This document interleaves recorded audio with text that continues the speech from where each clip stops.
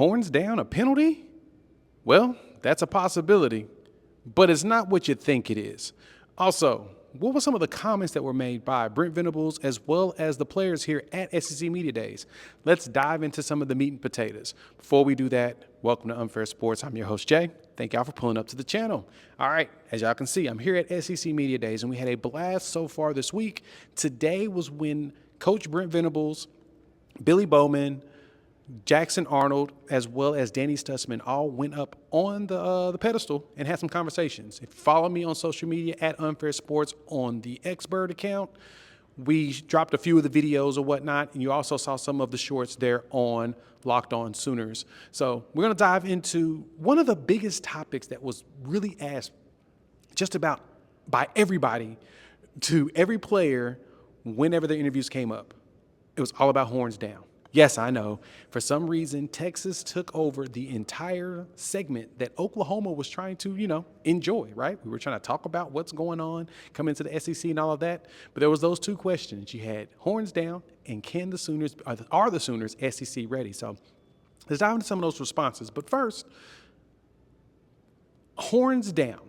So John McDay from the SEC officials coordinator, and he actually had some statements around the penalties or what could happen if you do a horns down. Let's listen to him first, and I'll break it down. Enforced. The playing rule that would be applicable is unsportsmanlike conduct. We're going to read the context in which it is done. I asked my officials to use judgment of is it taunting an opponent, is it making a travesty of the game, or is it otherwise affecting our ability to manage the game? A travesty of the game is something that offends the senses, right? Take the act out of a football stadium, go put it in a shopping mall and a grocery store. Is it something that would offend the senses of the majority of reasonable people in the area, right? Giving this signal, to me, isn't offensive, right, in that particular context. So let's go back on the field. We have a player that's giving it. Is it taunting an opponent, or is it making a travesty of the game?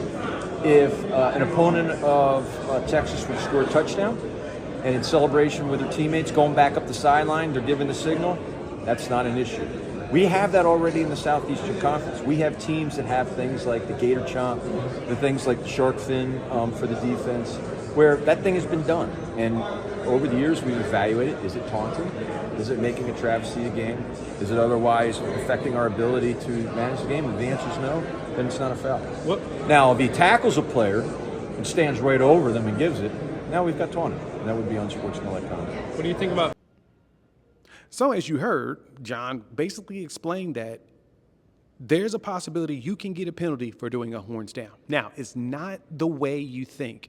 It's not because you do a horns down and then, you immediately get a penalty. No, it's all based upon circumstance. No different than any other penalty out there. If you're celebrating with your teammates, just like in any other situation, if you do it where it's over the top or it's a detriment to the game or it's an embarrassment to the game, then of course you're going to get hit with a penalty. But if you don't, you're good. You don't have to worry about it. As long as you're not doing it in a player's face or purposely taunting, which taunting is an unsportsmanlike conduct, you don't have to worry about it. Now, I know Sooner fans are going to go right after Texas fans and talk about their sensitivity when it comes to doing a horns down. You don't really have to, because honestly, in this situation, Texas didn't say anything about it.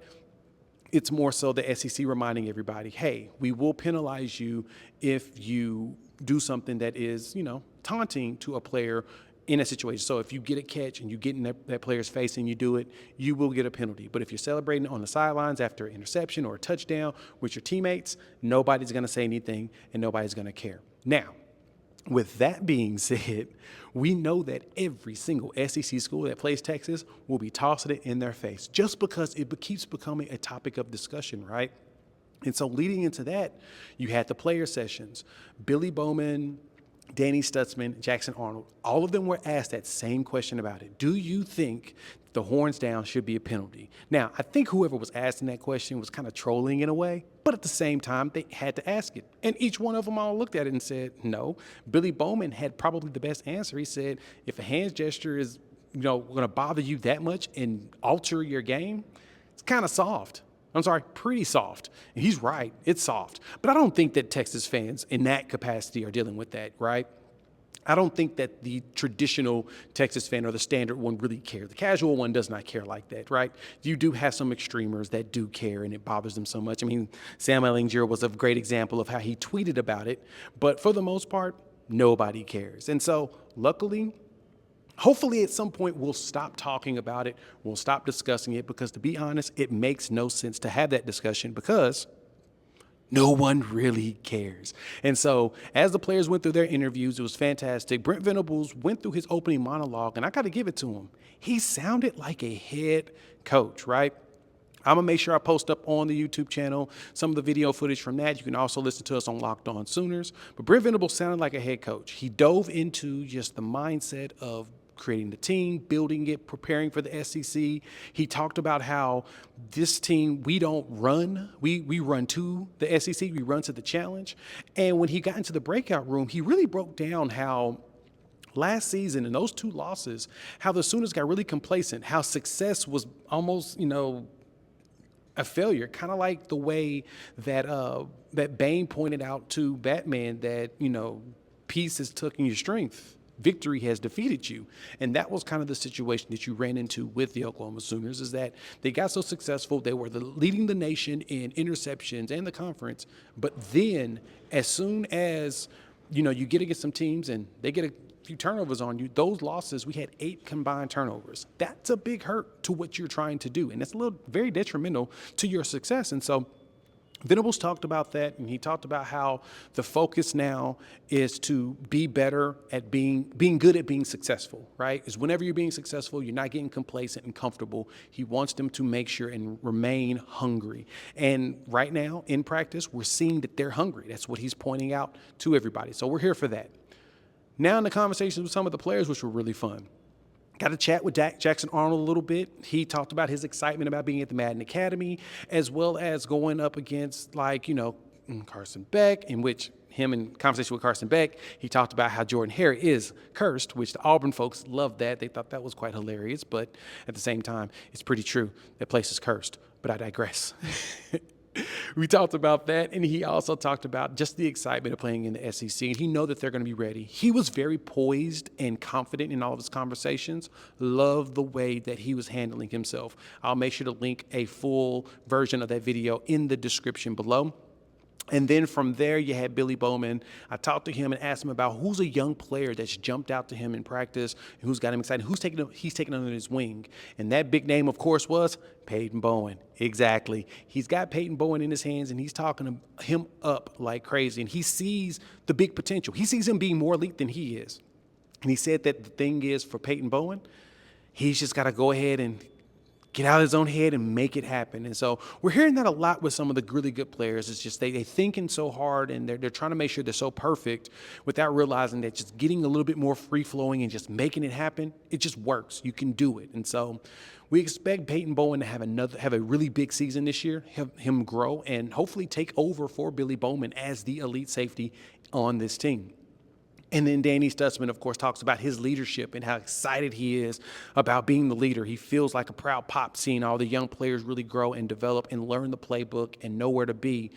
That's the thing that he's taken ownership of. He wants to be a mini Brent Venables in those practices, as well as when the coaching staff isn't around. He says that he tries his hardest to lead whenever the coachings aren't there.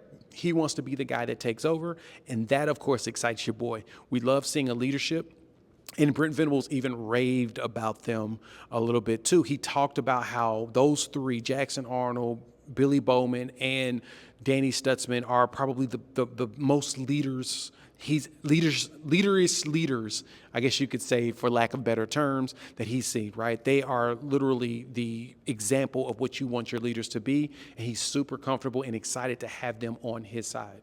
So far, SEC Media Days have been fantastic. We'll make sure to link all of the Media Day videos in the description below, especially with some of the recruiting sites. I know OU Insider, as well as Sooners Illustrated, and Sooners Scoop. They all dropped some videos from there. We were able to pull it, and we'll make sure to put that out there for y'all can watch it if you didn't see it on the SEC Network.